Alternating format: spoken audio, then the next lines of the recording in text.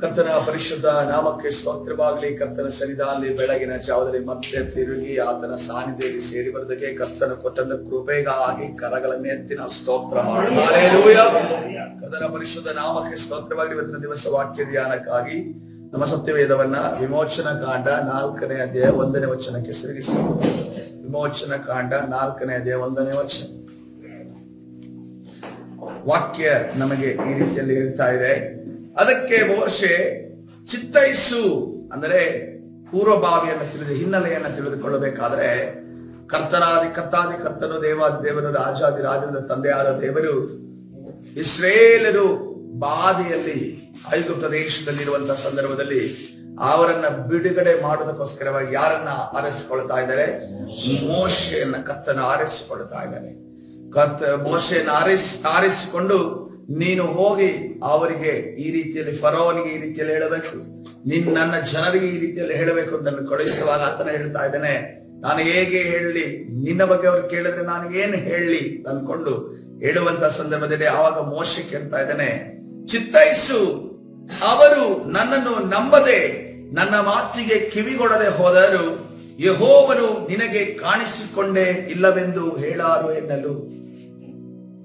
ಅವರು ನನ್ನ ಮಾತನ್ನ ತಿರಸ್ಕಾರ ಮಾಡ್ಬಿಡ್ತಾರೆ, ಅವರು ನನ್ನ ಮಾತಿಗೆ ಗಣನೆ ಕೊಡೋದಿಲ್ಲ. ಯಾಕೆಂದ್ರೆ ನಾನು ಎಲ್ಲಿ ಯಾರ ಜೊತೆ ಇದ್ದವನು? ನಾನು ಐಗುಪ್ತ ದೇಶದ ಅರಮನೆಯಲ್ಲಿ ನಾನು ಜೀವಿಸ್ತಾ ಇದ್ದೇನೆ. ಅವರು ನನ್ನನ್ನ ಎಲ್ಲಿ ನೋಡಿದ್ದಾರೆ? ಐಗುಪ್ತ ದೇಶದ ಅರಮನೆಯಲ್ಲಿ ನೋಡಿದ್ದಾರೆ. ಶತ್ರುಗಳ ಮಧ್ಯದಲ್ಲಿ ನನ್ನನ್ನು ನೋಡಿದ್ದಾರೆ, ಶತ್ರುಗಳ ವಸ್ತ್ರದಲ್ಲಿ ನನ್ನನ್ನು ನೋಡಿದ್ದಾರೆ, ಶತ್ರುಗಳ ಭಾಷೆಯನ್ನು ಆಡೋದನ್ನು ನೋಡಿದ್ದಾರೆ, ಶತ್ರುಗಳ ವಿಚಾರವನ್ನು ಮಾಡುತ್ತಿದ್ದವರನ್ನು ನನ್ನನ್ನು ನೋಡಿದ್ದಾರೆ. ಈಗ ಹೋಗಿ ನಿಮ್ಮ ದೇವರು ಹಿಂಗೆ ಹೇಳಿದ್ದಾನೆ ಅಂತ ಅನ್ಕೊಂಡು ಹೇಳಿದ್ರೆ ಅವರನ್ನ ನನ್ನ ನಂಬೋದಿಲ್ಲ ಅಂತ ಅನ್ಕೊಂಡು ಮಾನಸಿಕ ಆಲೋಚನೆಯಲ್ಲಿ ಮೋಸ ಮಾಡ್ತಾ ಇದ್ದಾನೆ. ಆಗ ಯೆಹೋವನು ಒಂದು ಸೂಚಕ ಕಾರ್ಯವನ್ನ ಅಲ್ಲಿ ಮಾಡುವುದನ್ನು ಗಮನಿಸ್ತೇವೆ. ದೇವರ ಒಂದು ಸೂಚಕ ಕಾರ್ಯವನ್ನ ಮಾಡುವುದನ್ನು ಗಮನಿಸ್ತೇವೆ. ಯೆಹೋವನು ಅವನನ್ನು ಅದೇನು ನಿನ್ನ ಕೈಯಲ್ಲಿರುವುದು ಎಂದು ಕೇಳಿದನು. ಅವನು ಇದು ಕೋಲು ಅಂದನು. ಹಲ್ಲೆಲೂಯಾ. ಕರ್ತನ ಪರಿಶುದ್ಧ ನಾವು ಪ್ರಶ್ನೆಯನ್ನ ಅರಿತುಕೊಳ್ಬೇಕು, ಉತ್ತರವನ್ನು ತಕ್ಕ ಹಾಗೆ ಹೇಳಬೇಕು. ಹಲ್ಲೆಲೂಯಾ. ಏನಿದೆ ಕೈಯಲ್ಲಿ ಅಂತ ಅನ್ಕೊಂಡು ಹೇಳಿದ್ರೆ ಏನೋ ಇದೆ ಅಂತ ಅನ್ಕೊಂಡು ಏನೋ ಹೇಳೋದಲ್ಲ. ಏನಿದೆ ಅಂತ ಕೇಳಿದ್ರು ಕಾಲಿ ಕೇಳಿದದೇನು, ಏನಿದೆ ನಿನ್ನ ಕೈಯಲ್ಲಿ ಅಂತ ಕೇಳೋದು. ಮೋಶೆ ಹೇಳಿದ ತಕ್ಕ ಉತ್ತರವನ್ನು ನನ್ನ ಕೈಯಲ್ಲಿ ಕೋಲಿದೆ ಅಂತ ಅನ್ಕೊಂಡು ಹೇಳ್ತಾ ಇದ್ರು. ಯೆಹೋವನು ಅವನಿಗೆ ಅದನ್ನು ನೆಲದಲ್ಲಿ ಬಿಸಾಡು ಎಂದು ಹೇಳಿದನು. ನೆಲದಲ್ಲಿ ಬಿಸಾಡುತ್ತಲೇ ಅದು ಹಾವಾಯಿತು. ಮೋಶೆ ಅದಕ್ಕೆ ಭಯಪಟ್ಟು ಓಡಿ ಹೋದನು. ಅದನ್ನು ನೋಡಿ ಓಡಿ ಹೋದನಂತೆ. ನಮ್ಗೆ ಇವತ್ತಿನ ದಿವಸ ಆ ಕಾನ್ಸೆಪ್ಟ್ ಅಲ್ಲ. ನಾವು 4ನೇ ವಾಕ್ಯಕ್ಕೆ ಬರೋಣ. ಯೆಹೋವನು ಅವನಿಗೆ ನಿನ್ನ ಕೈ ಚಾಚಿ ಅದರ ಬಾಲವನ್ನು ಹಿಡಿ ಎಂದು ಹೇಳಿದನು. ಹಿಡಿದಾಗ ಅದು ಕೋಲಾಯಿತು. ಹಲ್ಲೆಲೂಯಾ. ಕರ್ತನ ಪರಿಶುದ್ಧ ನಾಮಕ್ಕೆ ಸ್ತೋತ್ರವಾಗಲಿ. ಕರ್ತಾದಿ ಕರ್ತನು ತಾನು ದೇವರು ಎಂದು ಪ್ರಕಟಪಡಿಸೋದಕ್ಕೋಸ್ಕರವಾಗಿ ಒಂದು ಸೂಚಕ ಕಾರ್ಯವನ್ನ ಕರ್ತನು ಮೋಶೆ ಮುಂದೆ ಮಾಡ್ತಾ ಇದ್ದಾನೆ. 4ನೇ ವಚನದಲ್ಲಿ ನಿನ್ನ ಕೈ ಚಾಚಿ, ಅದು ಕೋಲಿದ್ದದ್ದು ಆತನ ಕೈಯಲ್ಲಿ ಇದ್ದಂತ ಕೋಲು. ದೇವರ ಕೈಗೆ ಕೊಟ್ಟಿರುವಂತ ಕೋಲಲ್ಲ, ಆತನ ಕೈಯಲ್ಲಿ ಇದ್ದಂತ ಕೋಲು. ಪ್ರತಿದಿನವೂ ಕೂಡ ಕುರಿಗಳನ್ನ ಮೇಯಿಸುವುದಕ್ಕೆ ತೆಗೆದುಕೊಂಡು ಹೋಗುತ್ತಿದ್ದಂತ ಕೋಲದಾಗಿತ್ತು. ಆತನ ಬೆಟ್ಟವನ್ನು ಹತ್ತುವುದಕ್ಕೆ ಊರುವಂತ ಕೋಲದಾಗಿತ್ತು. ಅಥವಾ ಯಾವುದೇ ಕಾಡು ಪ್ರಾಣಿಗಳಾಗಿರ್ಲಿ, ವಿಷಪೂರಿತ ಪ್ರಾಣಿಗಳಾಗಿರ್ಲಿ, ಆ ಕುರಿಗಳನ್ನ ಆಕ್ರಮಣ ಮಾಡುವುದಕ್ಕೆ ಬರುವಂತ ಸಂದರ್ಭದಲ್ಲಿ ಪ್ರೊಟೆಕ್ಟ್ ಮಾಡುವಂತ ಕೋಲ ಅದಾಗಿತ್ತು. ಅದೇ ಕೋಲನ್ನ ನೀನು ಕೈ ಚಾಚಿ ನಿನ್ನ ನೆಲದಲ್ಲಿ ಬಿಸಾಡು ಅಂತ ಹೇಳಿದಾಗ ಬಿಸಾಡಿದ ಕೂಡಲೇ ಏನಾಯ್ತು? ಅದು ಹಾವಾಯ್ತು. ಹಲ್ಲೆಲೂಯಾ. ಮೋಶೆಗೆ ಶಾಕ್ ಆಗಿರ್ಬೋದು. ಇಷ್ಟು ದಿನ ನಾನು ಹಾವನ್ ಕೈಯಲ್ಲಿ ಇಟ್ಕೊಂಡಿದ್ದ, ಇಷ್ಟು ದಿನ ನಾನು ಹಾವನ್ ಕೈಯಲ್ಲಿ ಇಟ್ಕೊಂಡಿದ್ದ ಅಂತ ಅನ್ಕೊಂಡು ಆಶ್ಚರ್ಯ ಆಗಿರ್ಬೋದು. ಹಾವಾಗಿದ್ದಾಗ ಓಡಿ ಹೋದಂತೆ ಅವನು ನೋಡಿ. ಅದು ಕಾನ್ಸೆಪ್ಟ್ ನಮ್ಮ ಅಲ್ಲಿರೋದ್ರಿಂದ 4ನೇ ವಚನಕ್ಕೆ ಬರೋಣ. ಯೆಹೋವನು ಅವನಿಗೆ ಕೈ ಚಾಚಿ ಬಾಲವನ್ನ ಹಿಡಿ ಅಂದನು. ಹಲ್ಲೆಲೂಯಾ. ಎಲ್ಲಿ ಹಿಡಿಯಕ್ಕೆ ಹೇಳಿದ್ದು? ಒಂದು ವೇಳೆ ತಲೆ ಹಿಡಿದಿದ್ರೆ, ಒಂದು ವೇಳೆ ತಲೆ ಹಿಡಿದಿದ್ರೆ ಏನಾಗ್ತಾ ಇತ್ತು? ಕಚ್ಚುತ್ತೆ. ಏನನ್ನ ದೇವರು ಹಿಡಿಯೋದಕ್ಕೆ ಹೇಳ್ತಾನೋ, ಏನ್ ಆಜ್ಞಾಪಿಸ್ತಾನೋ ಅದನ್ನ ಮಾಡಬೇಕು. ಬಾಲನ ಹಿಡಿಯಿಂದ ಹೋಗಿ ತಲೆ ಹಿಡಿದ್ರೆ ಏನಾಗುತ್ತೆ? ಅವತ್ತು ಆ ಮೋಶೆ ಮರದ ಕಡ್ಡಿಯಾಗಿ ನಿಲ್ತಾ ಇದ್ದ. ಮರದ ಕಡ್ಡಿಯಿಂದ ಅನ್ಕೊಂಡು ಏನಾದ್ರು ಬಾಯಿ ಹಿಡಿದಕ್ಕೆ ಹೋಗಿದ್ರೆ ಅವನ್ ಮರದ ಕಡ್ಡಿ ಹಾಕ್ತಾನೆ. ಹೌದಲ್ಲೋ? ಕರ್ತನದನ್ನೇ ಹೇಳೋದು. ಏನು ಮಾಡೋದಕ್ಕೆ ದೇವರು ಹೇಳ್ತಾನೆ ಅದನ್ನ ನಾವು ಮಾಡಬೇಕು. ನಾವೇನ್ ಮಾಡ್ತೇವೆ, ನಾವೊಂದು ವೇಳೆ ಅಲ್ಲ ಆಲೋಚನೆ ಮಾಡಿದ್ರೆ ಬಾಲದಲ್ಲಿದ್ರೆ ಒಂದು ವೇಳೆ ತಲೆ ತಿರುಗಿಸ್ಬಿಟ್ಟು ಹಿಂಗೆ ಚುಚ್ಚಿದ್ರಿ ಹಾವು.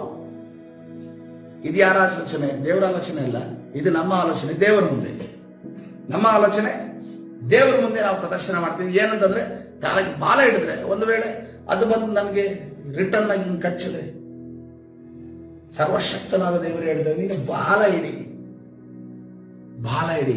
ಆವಾಗ ನಾವು ಬಾಲನ ಹಿಡಿಬೇಕು. ಹಲ್ಲೆಲೂಯಾ. ಕರ್ತನ ಪರಿಶುದ್ಧ ನಾಮಕ್ಕೆ. ದೇವರು ಏನು ಹೇಳ್ತಾನೋ ಅದನ್ನು ನಾವು ಮಾಡಬೇಕು. ನಾವಾದ್ರೆ ಕೆಲವು ಬಾರಿ ಏನ್ ಮಾಡ್ತೀವಿ, ಬಾಲ ಹಿಡಿಯೋದಕ್ಕೆ ಕರ್ತನ ಹೇಳ್ತಾರೆ, ಬಟ್ ನಾವು ತಲೆ ಹಿಡಿಯಕ್ಕೆ ತಲೆ ಹಿಡಿದ ಸಂದರ್ಭದಲ್ಲಿ ಅವಘಡವನ್ನು ಎದುರಿಸ್ತೀವಿ. ಕರ್ತನ ಹೇಳುವಾಗ ಎಲ್ಲ ವಿಚಾರಕ್ಕೂ ಅರ್ಥ ಇದೆ, ಕರ್ತನ ಆಜ್ಞಾಪಿಸುವಾಗ ಎಲ್ಲ ವಿಚಾರಕ್ಕೂ ಅರ್ಥ ಇದೆ. ಯಾಕಂದ್ರೆ ಆತನು ಭೂತ ವರ್ತಮಾನ ಭವಿಷ್ಯತ್ ಕಾಲದಲ್ಲಿ ಇರುವವನು, ಭೂತ ವರ್ತಮಾನ ಭವಿಷ್ಯತ್ ಕಾಲವನ್ನು ತಿಳಿದವನಾಗಿದ್ದಾನೆ. ಹಲ್ಲೆಲೂಯಾ. ನಾಳೆ ದಿವಸ ಏನಾಗಿದೆ ಅಂತ ಏನಾಗುತ್ತೆ ನಮ್ಗೆ ಗೊತ್ತಿದೆಯಾ? ನಾವು ಗೆಸ್ ಮಾಡ್ಬೋದಷ್ಟೇ, ನಾವು ಅದನ್ನ ಊಹಿಸಬಹುದಷ್ಟೇ. ಆದ್ರೆ ಕರ್ತನು ಇದೇ ನಡೆಯುತ್ತೆ ಅನ್ನೋದನ್ನ ಹೇಳಲು ಶಕ್ತನಾದ ದೇವರಾಗಿದ್ದಾನೆ. ಹಲ್ಲೆಲೂಯಾ. ಯಾಕಂದ್ರೆ ಆತನೇ ಎಲ್ಲವನ್ನ ಸೃಷ್ಟಿ ಮಾಡುವಂತ ಕರ್ತನಾಗಿದ್ದಾನೆ, ನಮಗೋಸ್ಕರವಾಗಿ ಸೃಷ್ಟಿ ಮಾಡುವಂತ ಕರ್ತನಾಗಿದ್ದಾನೆ. ಅಧಿಕಾರಿಗಳನ್ನ ಬದಲಾಯಿಸುವ ದೇವರಾತನಾಗಿದ್ದಾನೆ, ಅಧಿಕಾರಿಗಳ ಮನಸ್ಸನ್ನು ಬದಲಾಯಿಸುವ ದೇವರಾಗಿದ್ದಾನೆ, ನಮ್ಮ ಮಾರ್ಗಗಳನ್ನ ನೆಟ್ಟಗೆ ಮಾಡುವ ದೇವರ ಆತನಾಗಿದ್ದಾನೆ. ನಾವು ಮಾನಸಾಂತರಗೊಳ್ಳದೆ ನಮಗೆ ಬರುವಂತ ಕಷ್ಟಗಳನ್ನ ತಿಪ್ಪಿಸುವಂತ ದೇವರಾತನಾಗಿದ್ದಾನೆ. ಆದ್ರೆ ನಾವು ಕೆಲವು ಬಾರಿ ಏನ್ ಮಾಡ್ತೀವಿ, ನಮ್ಮ ಆಲೋಚನೆ ಪ್ರಕಾರ ನಾವು ದೇವರಾಗಿರ್ತೀವಿ, ದೇವರನ್ನ ಮನುಷ್ಯನಾಗಿ ಮಾಡಿಬಿಡ್ತೀವಿ, ನಾವು ಕರ್ತನಿಗೆ ಆಲೋಚನೆ ಹೇಳ್ತೀವಿ. ಆದ್ರೆ ಇವತ್ತಿನ ದಿವಸ ಕರ್ತನು ಸಭೆಗೆ ಹೇಳ್ತಾ ಇದ್ದಾನೆ, ನಾನು ಸರ್ವಶಕ್ತನಾದ ದೇವರು. ಹಲ್ಲೆಲೂಯಾ. ನಾನು ಹೇಳಿದನ್ನ ನೀನು ಮಾಡು. ಅಬ್ರಹಾಮನಿಗೆ ಕರ್ತನು, ನೀನು ಸ್ವದೇಶವನ್ನ, ಬಂಧು ಬಳಗವನ್ನ, ತಂದೆಯ ಮನೆಯನ್ನ ಬಿಟ್ಟು ನಾನು ತೋರಿಸುವ ದೇಶಕ್ಕೆ ಹೊರಟು ಹೋಗು ಅಂತ ಹೇಳಿದರು. ಹೊರಟು ಹೋಗು ಅಂತ ಹೇಳಿದ್ಮೇಲೆ ಹೊರಟು ಹೋಗಬೇಕು. ನೋ ಎರಡನೇ ಮಾತು ಅಲ್ಲಿ ಎರಡನೇ ಆಲೋಚನೆ ನಮ್ಮಲ್ಲಿರಬಾರದು. ಯಾವಾಗ ಎರಡನೇ ಆಲೋಚನೆ ಬಂತು, ಯಾವ ರೀತಿಯಲ್ಲಿ ಎರಡನೇ ಆಲೋಚನೆ ಯಾರಿಗ್ ಬಂತು? ಅವಳಿಗೆ ಬಂತು ಎರಡನೇ ಆಲೋಚನೆ. ಅವನು ಏನಂತ ಹೇಳಿದ, ನೀನು ಈ ಫಲವನ್ನು ತಿಂದ್ರೆ ದೇವರಂತಾಗುವೆ ಅಂತ ಅನ್ಕೊಂಡು ಹೇಳಿದ. ಅವಳಿಗೆ ಎರಡನೇ ಆಲೋಚನೆ ಬಂತು ಮನಸ್ಸಲ್ಲಿ. ಏನಂತ ಆಲೋಚನೆ ಬಂತು? ಹೌದಲ್ವಾ, ಇವನು ಹೇಳ್ತಿರೋದು ಸರಿ ಅಲ್ವಾ ಅಂತ ಅನ್ಕೊಂಡು ಬಂದ ಕೂಡಲೇ ಪಾಪ ಪ್ರವೇಶವಾಯಿತು. ಆ ಹಿಪ್ನೋಟೈಸ್ ಅನ್ನೋದು ಈಗ ಪ್ರಾರಂಭವಾಗಿದೆಲ್ಲ, ಆವಾಗಲೇ ಸೈತಾನನೇ ಹಿಪ್ನೋಟೈಸ್ ಮಾಡೋದಕ್ಕೆ ಸ್ಟಾರ್ಟ್ ಮಾಡಿದ್ದೆ. ಈಗಲೂ ಕೂಡ ನಾವು ಕೆಲವು ಸರಿ ನೋಡ್ರಿ, ನಾವು ಆ ತಪ್ಪುಗಳನ್ನು ಮಾಡೋದಕ್ಕೆ ಹೋಗೋದಕ್ಕೆ ನಮ್ಗೆ ಮನಸ್ಸಿರೋದಿಲ್ಲ, ಹೇಳೋದಕ್ಕೂ ಮನಸ್ಸಿರೋದಿಲ್ಲ, ಆಲೋಚನೆ ಮಾಡೋದಕ್ಕೂ ಮನಸ್ಸಿರೋದಿಲ್ಲ.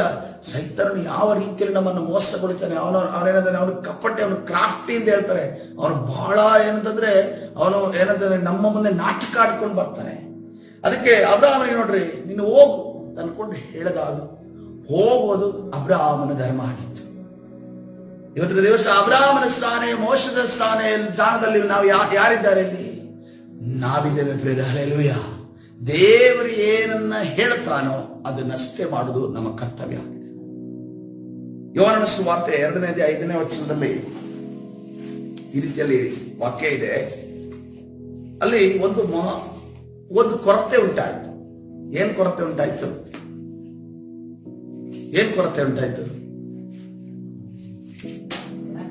ಯೋಹಾನನ ಸುವಾರ್ತೆ ದ್ರಾಕ್ಷಾರಸದ ಕೊರತೆ ಉಂಟಾಯ್ತು. ಯೇಸು ಆಕೆಗೆ, ಅಮ್ಮ ನನ್ನ ಕೊಡವೆ ನಿನಗೇಕೆ? ಯೇಸು ಅಲ್ಲಿ ಮರಿಯಳು ಓಡಾಡ್ತಾ ಇದ್ದಾಳೆ. ಮರಿಯಳು ಸ್ವಲ್ಪ ಯಾವ ರೀತಿಯ ಒಂದು ಸ್ವಭಾವದವಳಾಗಿದ್ದಾಳೆ.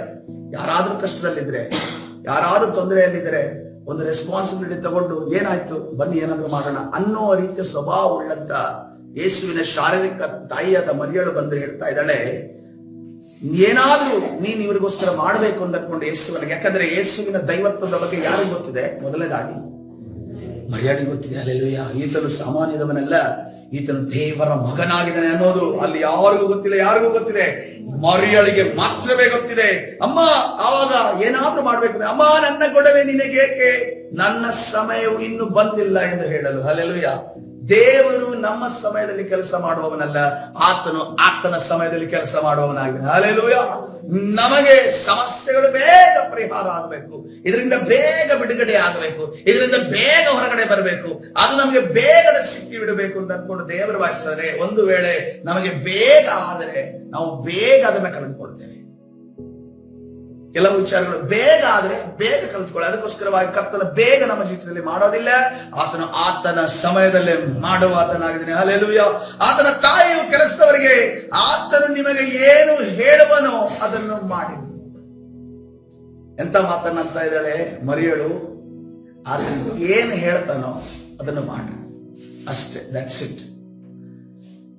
ದೇವರು ಏನು ಹೇಳ್ತಾರೋ ಅದನ್ನ ಮಾಡೋದು ನಮ್ಮ ಕರ್ತವ್ಯ ಆಗಿದೆ. ದೇವರು ಏನ್ ನಮ್ಮ ಜೊತೆ ಮಾತಾಡ್ತಾನೋ ಅದನ್ನ ಮಾಡೋದು ನಮ್ಮ ಕರ್ತವ್ಯ ಆಗಿದೆ. ಅದಕ್ಕಿಂತ ಒಂದು ಮಾತು ಕೂಡ ಎಕ್ಸ್ಟ್ರಾ ಬಂತು ಅಂದ್ರೆ ಸೈತಾನನ ಆಲೋಚನೆ ಬಂತು ಎಂದರ್ಥ. ಅದಕ್ಕೆ ನೋಡ್ರಿ, ಅಲ್ಲಿ ಮರಿಯಳು ಅವರ ಮರಿಯಳಿಗೆ ಎಕ್ಸ್ಪೀರಿಯನ್ಸ್ ಇದೆ. ಆತನ ದೇವರ ಮಗನು, ಆತನ ಪರಲೋಕದಿಂದ ಪವಿತ್ರಾತ್ಮನಿಂದ ನಾನು ಗರ್ಭವತಿಯಾಗಿದ್ದೇನೆ, ಪವಿತ್ರಾತ್ಮನ ಮುಖಾಂತರವನ್ನು ಹುಟ್ಟಿ ಬಂದಿದ್ದಾನೆ. ಅದೇ ರೀತಿಯಲ್ಲಿ ಈ ಲೋಕದಲ್ಲಿ ಅನೇಕ ವಿಚಾರಗಳನ್ನು ಮಾಡೋದಕ್ಕೆ ಆತನ ಇಳಿದು ಬಂದಿದ್ದಾನೆ ಎಂದು ದೇವದೂತನ ಸಂದರ್ಶನ ಇರುವಂತ ಮರಿಯಳು ಹೇಳ್ತಾ ಇದ್ದಾಳೆ. ಏನಂತ ಹೇಳ್ತಾ ಇದ್ದಾಳೆ, ಆತನ ಏನ್ ಮಾಡ್ತಾನೋ ಮಾಡ್ರಿ ಅಂತ ಅನ್ಕೊಂಡು ಹೇಳುವಾಗ ಯಾರಿಗೆ ಹೇಳ್ತಾ ಇದ್ದಾರೆ? ಅಲ್ಲಿ ಇರುವಂತ ಕೆಲಸಗಾರರಿಗೆ ಯೇಸು ಕ್ರಿಸ್ತನ ಯಾರು ಅಂತ ತಿಳಿದಿದೆಯಾ? ಯಾರು ಅಂತ ಗೊತ್ತಿಲ್ಲ, ಯಾರು ಅಂತ ಪರಿಚಯ ಇಲ್ಲ. ಯಾವುದೋ ಒಂದು ಫಂಕ್ಷನ್ ಅಲ್ಲಿ ಕೆಲಸ ಮಾಡುವಂತ ಕ್ಯಾಟರಿಂಗ್ ನವರಲ್ಲಿದ್ದಾರೆ ಅಷ್ಟೇ. ಆದರೆ ಯಹೂದ್ಯರ ಶುದ್ಧಾಚಾರದ ಪದ್ಧತಿಯ ಪ್ರಕಾರ 2-3 ಕೊಳಗ ನೀರು ಹಿಡಿಯುವ 6 ಕಲ್ಲಿನ ಬಾಣಗಳು ಅಲ್ಲಿ ಇಟ್ಟಿದ್ದವು. ಯೇಸು ಅವರಿಗೆ ಆ ಬಾಣಗಳಲ್ಲಿ ನೀರು ತುಂಬಿರಿ ಅನ್ನಲು ಅವುಗಳನ್ನು ಕಂಠದ ಮಟ್ಟಿಗೆ ತುಂಬಿದರು. ಹಲ್ಲೆಲೂಯಾ. ಎಂತ ಕ್ಲೀನ್ ಆಗಿರುವಂತ ಕೆಲಸ ನೋಡ್ರಿ, ಎಂತ ಪರ್ಫೆಕ್ಟ್ ಆಗಿರುವ ಕೆಲಸ ನೋಡ್ರಿ. ದೇವರು ಹೇಳುವಂತ ಸಂದರ್ಭದಲ್ಲಿ ಎಂತ ಪರಿಪೂರ್ಣವಾದ ಕೆಲಸ ಅಂತಂದ್ರೆ ಅದರಲ್ಲಿ ಯಾವುದೇ 2 ಮಾತಿಲ್ಲ, ಪ್ರಶ್ನೆ ಇಲ್ಲ. ಇವ್ರು ಏನ್ ಹೇಳ್ತಾ ಇದ್ದಾನೆ, ಅವನು ನಮಗೆ ಬೇಕಾಗಿರೋದೇನು? ದ್ರಾಕ್ಷಾರಸ. ತುಂಬಿದ ಹೇಳ್ತಿರೋದೇನು? ನೀರು. ಈಗ ಹೋಗಿ ನೀರನ್ನು ನಾವು ಕೊಡ್ಬೇಕಾ? ಇವನೇನೋ ಅಂತ ಇದ್ದಾನೆ ನೀರು ಅಂತ.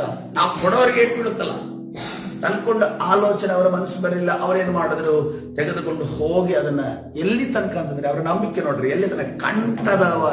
ಕಂಠದವರೆಗೂ ಅವನ ತುಂಬ. ಈ ರೀತಿಯಲ್ಲಿ ಪರ್ಫೆಕ್ಟ್ ಕರ್ತನ ಆಜ್ಞೆಗಳಲ್ಲಿ ಕೈಗೊಂಡು ನಡೆಯುವವರನ್ನ ಕರ್ತನು ಈ ದಿನಮಾನದಲ್ಲಿ, ಈ ವರ್ಷದಲ್ಲಿ ಕರ್ತನು ಹುಡುಕ್ತಾ ಇದ್ದಾನೆ. ಹಲ್ಲೆಲೂಯಾ.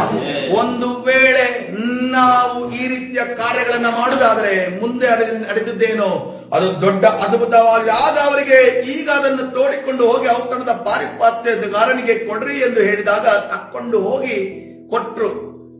ತುಂಬಿಸಿದ ಮಾತ್ರ ಅಲ್ಲ, ತಗೊಂಡು ಕೊಡ್ರಿ ಅಂತ ಅನ್ಕೊಂಡು ಹೋಗುವಾಗ ಆ ಕ್ಯಾಟ್ರಸ್ ನ ಮ್ಯಾನೇಜರ್ಗೆ ಹೋಗಿ ತಗೊಂಡೋಗಿ ಕೊಡ್ತಾ ಇದ್ದಾರೆ.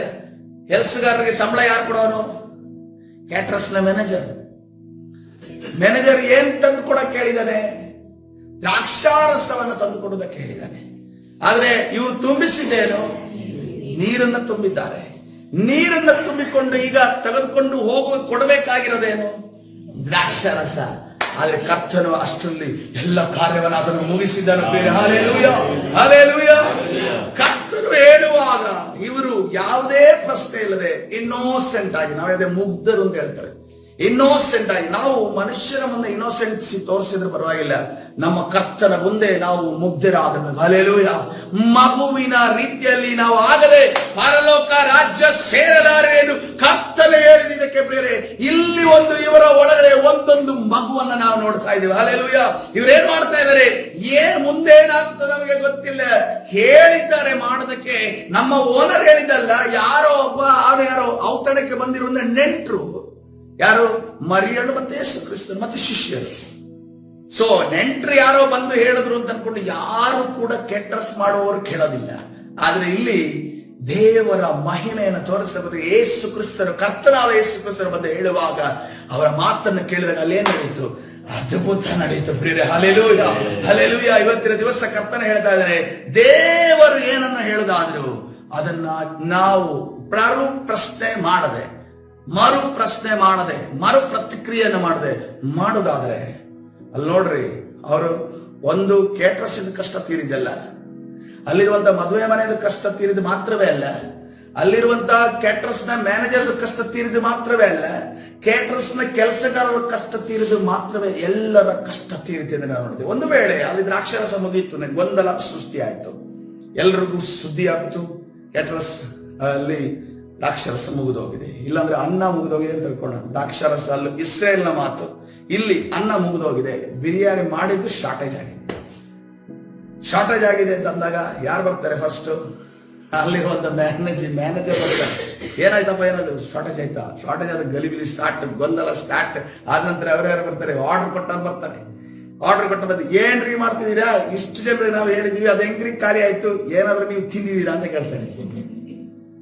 ಫಸ್ಟ್ ಕೇಳೋದೇ. ಯಾಕಂದ್ರೆ ನಾವು ಕೇಟರ್ಸ್ ಮಾಡುವಾಗಲೂ ಕೂಡ ಒಂದು ಪೀಸ್ ತಿನ್ನಂಗಿಲ್ಲ. ಒಂದು ಪೀಸ್ ತಿಂದ್ರೆ ಅಲ್ಲಿರುವಂತ ಜನ ಏನ್ ಮಾಡ್ತಾರೆ ಗೊತ್ತಾ, ಬಂದು ಕೇಳಿ ನಿಮ್ದು ಕೇಟರ್ಸ್ ನ 2-3 ಜನ ತಿನ್ಕೊಂಡು ಕೂತಿದ್ರು, ಅದಕ್ಕೋಸ್ಕರ ಶಾರ್ಟೇಜ್ ಆಗಿದೆ. ತಿಂದ್ರೆ ಅವ್ರು ಎಷ್ಟು ತಿಂತಾರೆ ಹೇಳಿ? ಒಂದು 4 ಪೀಸ್ ತಿನ್ಬೋದು. ಆದ್ರೆ ಶಾರ್ಟೇಜ್ ಆಗಿರೋದೆಷ್ಟು? ಒಂದು 50 ಜನಕ್ಕೆ ಶಾರ್ಟೇಜ್ ಆಗಿದೆ. ಸೊ ಅದಕ್ಕೋಸ್ಕರವಾಗಿ ನಾವು ಫುಲ್ ಅಮೌಂಟ್ ಕೊಡೋದಿಲ್ಲ, ನಾವು ಹಾಫ್ ಅಮೌಂಟ್ ಕೊಡ್ತೀವಿ ಅಂತ ಅನ್ಕೊಂಡು ಜಗಳ ಆಡಿರುವಂತ ಕೇಟರ್ಸ್ ಗಳನ್ನ ನಾನು ನೋಡಿದ್ದೀನಿ. ಒಂದು ಸರಿ ನಾನಂತೂ ಕೇಟರ್ಸ್ ನನ್ನ ಓನರ್ ಇಂದನೇ ನಾನು ಓಪನ್ ಇದ್ರಲ್ಲಿ ಎಲ್ಲರ ಮುಂದೆ ಬೈಕ್ಗಳನ್ನ ತಿಂದಿರೋದೇನು, ಚಿಪ್ಸ್ ಪ್ಯಾಕೆಟ್ ಎಲ್ಲ ಮುಗಿದೋಗಿತ್ತು, ಅದ್ರ ಕೆಳಗಡೆ ಪುಡಿ ಇತ್ತು, ಅದನ್ನ ಬಿಸಾಡ್ಬೇಕಲ್ಲ, ವೇಸ್ಟ್ ಆಗುತ್ತಲ್ಲ ಅಂತ ಅದನ್ನ ಖಾಲಿ ಬಾಯಿ ಹಾಕಿದ್ದೆ. ಅದನ್ನ ನೋಡಿದಕ್ಕೆ ನಮ್ಗೆ ಡೈರೆಕ್ಟ್ ಪಡಿಗಳ ಬಿತ್ತು.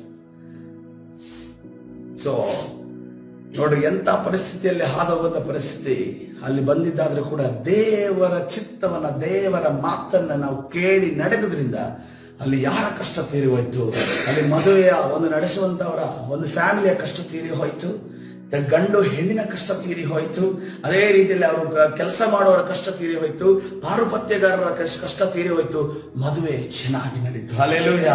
ಈಗಲೂ ಕೂಡ ನಾವು ನೆನೆಸಿಕೊಳ್ಬೇಕು, ಕಾನಾ ಊರಿನ ಮದುವೆಯನ್ನು ನಾವು ನೆನೆಸಿಕೊಳ್ಬೇಕು. ಹಲ್ಲೆಲೂಯಾ.